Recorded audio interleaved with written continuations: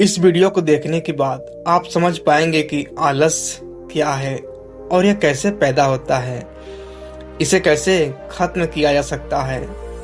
एक बार आलस्य से परेशान एक व्यक्ति गौतम बुद्ध के पास आता है और कहता है, बुद्ध, मेरे अंदर बहुत आलस्य है। मैं इस आलस्य की वजह से अपने जीवन में वह सब कुछ नहीं कर पा रहा हूँ जो मैं करना चाहता हूँ।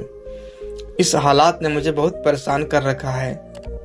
इसकी वजह से मैं अपने जीवन में उन्नति नहीं कर पा रहा हूँ। कृपया आप मुझे इस आलस से छुटकारा पाने का कोई तरीका बताएं। यह सुन गौतम बुद्ध मुस्कुराते हैं और उस आलसी व्यक्ति से कहते हैं, क्या सचमुच तुम्हारे अंदर आलस्य है? उस आलसी व्यक्ति ने कहा, बुद्ध, केवल मैं ही नहीं बल्कि मेरा पूरा परिवार भी यही कहता है कि मैं एक आलसी व्यक्ति हूँ।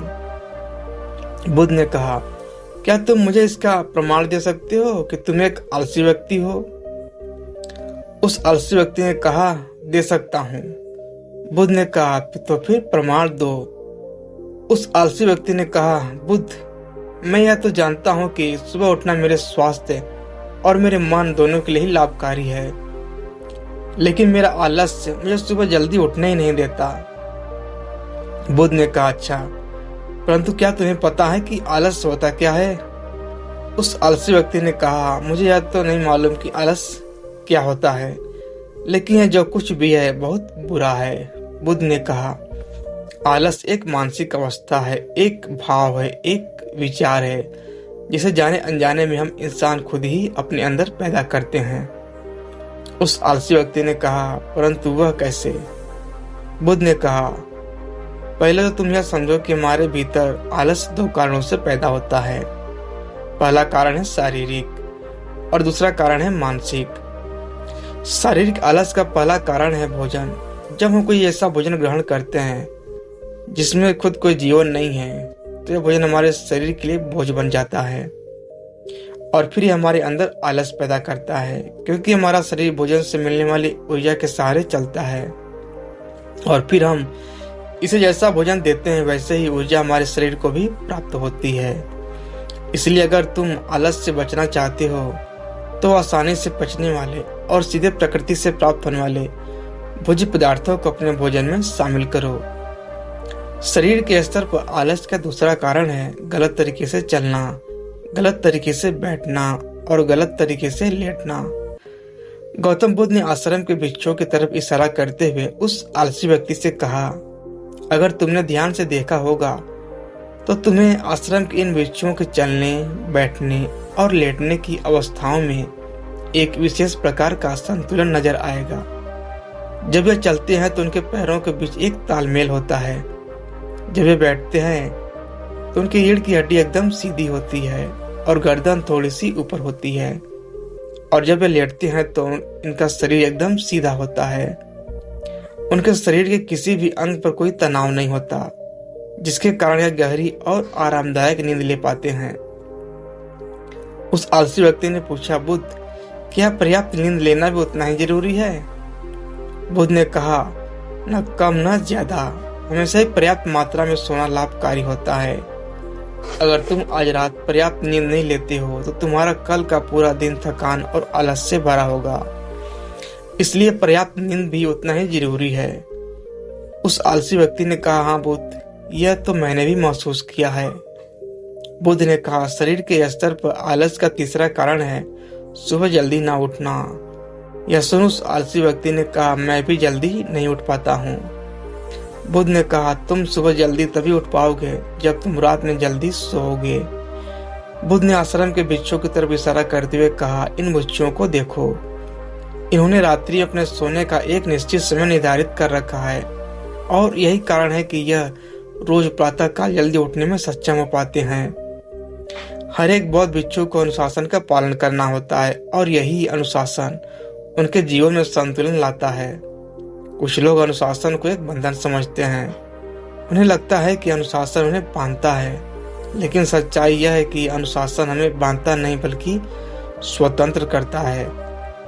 इसलिए अगर तुम शारीरिक स्तर पर आलस से छुटकारा पाना चाहते हो तो खुद को अनुशासन में ढालो, एक निश्चित दिनचर्या का पालन करो उस आलसी व्यक्ति ने कहा, लेकिन बुद्ध, शुरुआत कहाँ से करें? सही तरह का भोजन करने से, सही तरह से बैठने, लेटने और चलने से, या फिर सुबह जल्दी उठने से? बुद्ध ने कहा, शुरुआत अभी से करो। जो भी तुम इसमें कर रहे हो उसे पूरे ध्यान से करो। पहले तुम मन के स्तर पर आलस को समझो। बुद्ध ने कहा, मन के स्तर पर आलस का पहला कारण है हमारी पुरानी गलत धारणाएं। जब हम किसी काम के लिए खुद को काबिल नहीं समझते तो हमारे भीतर आलस पैदा होता है। अगर हमने यह विश्वास कर लिया कि पिछली बार की तरह इस बार भी मैं इस काम में असफल ही होऊंगा, तो उस काम को करने में हमें आलस आएगा। जबकि हम खुद को यह नहीं समझा पाए कि पिछली बार और इस बार में बहुत फर्क है। अब मानसिक तौर पर वह नहीं है जो पहले थे। हमने पिछली हार से बहुत कुछ सीखा भी है। इसलिए मानसिक आलस से बचने के लिए सबसे पहले खुद पर विश्वास करना सीखो। मानसिक आलस का दूसरा कारण है छोटी सोच वाले और आलसी व्यक्तियों का साथ करना। कई बार ऐसा होता है कि हम खुद आलसी नहीं होते, लेकिन कुछ आलसी और कामचोर लोगों के साथ रहते रहते हम खुद भी आलसी और कामचोर बन जाते हैं। यह सुन उस आलसी व्यक्ति ने कहा, यह तो मैंने भी महसूस किया है। आलसी और कामचोर लोगों की संगति में रहना छोड़ो। बुद्ध ने आगे कहा, मानसिक आलस का तीसरा कारण है काम को टालने की आदत। काम को टालना आलस और मानसिक तनाव का सबसे बड़ा कारण है। शुरुआत में तो हमें पता नहीं चलता, लेकिन धीरे धीरे यह आदत हमारे अंदर घर कर जाती है और यह एक अकेली आदत किसी भी इंसान की जिंदगी को बर्बाद करने के लिए काफी है। जो काम आप आज कर सकते हैं उसे कल पर कभी न टालें। बुद्ध ने कहा, मानसिक आलस का चौथा कारण है लक्ष्य का स्पष्ट न होना। मान लो तुम किसी बड़े से रेगिस्तान में फंस चुके हो और तुम्हें जोरों की प्यास लगी है, तब तुम क्या करोगे? उस आलसी व्यक्ति ने कहा, मैं पानी की तलाश करूंगा। मैं कोशिश करूंगा कि जल्द से जल्द रेगिस्तान के पास वाले गांव में पहुंच जाऊं। बुद्ध ने कहा, लेकिन अगर बहुत कोशिश करने के बाद भी तुम्हें पानी ना मिले, तब उस आदमी ने कहा, मैं तब भी प्रयास करता रहूंगा, क्योंकि मेरे पास और कोई दूसरा विकल्प नहीं है। गौतम बुद्ध ने मुस्कुराते हुए इंसान को कहा कि इंसान को आलस तभी घेरता है जब उसके पास कोई स्पष्ट लक्ष्य ना हो या फिर उसके समझ बहुत से विकल्प उपलब्ध हों। इसलिए लक्ष्य का निश्चित होना परम आवश्यक है। अगर तुम सुबह उठकर व्यायाम नहीं कर पा रहे हो तो उसका कारण तुम्हारी नजर का स्पष्ट न होना है। अभी तुम भविष्य में होने वाले रोगों और उन रोगों से होने वाली पीड़ा को स्पष्ट रूप से महसूस नहीं कर पा रहे हो। बुद्ध ने आगे कहा, मन के स्तर पर आलस का पांचवा कारण है किसी काम को करने की बड़ी वजह ना होना। मान लो तुम बहुत से कीमती गहने लेकर एक सुनसान रास्ते से गुजर रहे हो। तुम चलते चलते बहुत थक चुके हो और तुम्हारा बैठने का मन कर रहा है और तुम एक बड़े से पेड़ के नीचे आराम करने के लिए बैठ जाते हो। तुम अभी बैठे ही थे कि तुमने देखा है कि दूर से कुछ डाकू तुम्हारी तरफ भागे आ रहे हैं। तो क्या ऐसी स्थिति में तुम्हारा आलस तुम्हें भागने से रोक सकेगा? नहीं ना। तो मेरी एक बात को समझो, हमारा आलस केवल तुम्हें उन्हीं कामों करने से रोक सकता है जिसे करने की तुम्हारे पास कोई बड़ी वजह नहीं है।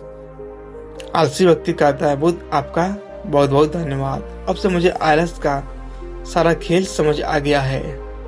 गौतम बुद्ध कहते हैं, मेरी एक बात हमेशा याद रखना, जहाँ स्पष्टता है और काम को करने की कोई बड़ी वजह है, वहाँ आलस हो ही नहीं सकता।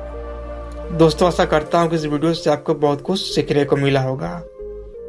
धन्यवाद।